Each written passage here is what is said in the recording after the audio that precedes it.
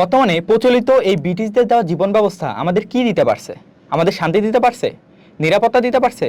নারীদের অধিকার দিতে পারছে? ধর্ষণ থামাইতে পারছে? মব থামাইতে পারছে? কিচ্ছু পারে নাই। আমি আসলে একটা জিনিস বুঝি না, যতদিন পর্যন্ত আপনার বাসা ভাঙচুর না হবে বা আপনার কেউ ধর্ষণ না হবে বা আপনি নিজে এগুলোর শিকার হবেন না, ততদিন কি আপনি এই সিস্টেম নিয়ে ভাববেন না?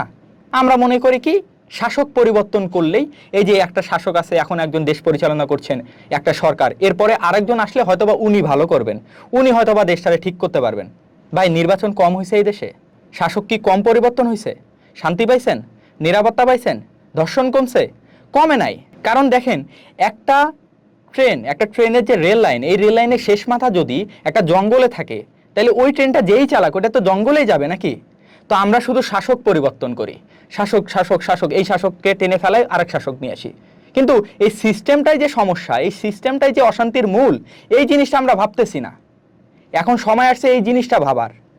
আল্লাহর দেওয়া জীবন ব্যবস্থা 1400 বছর আগে রাসূলুল্লাহ সাল্লাল্লাহু আলাইহি সাল্লাম প্রতিষ্ঠা যখন করলেন, তখন সেই সমাজ শান্তিতে ছিল, তখন সেই সমাজে নিরাপত্তা ছিল, তখন শিশু নারী তাদের অধিকার ফিরে পাইছে, তখন কোনো মব হয় নাই, তখন কোনো সন্ত্রাস হয় নাই, তখন অন্য ধর্মের মানুষরাও ঠিকভাবে নিরাপদে থাকতে পারছেন।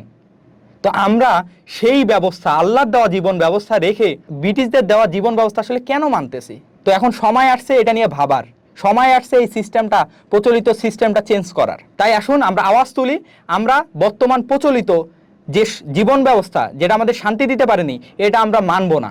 আমরা আল্লাহর দেওয়া জীবন ব্যবস্থা চাই, যেটা দিয়ে শান্তি আসবে। আসুন আমরা সবাই আওয়াজ তুলি।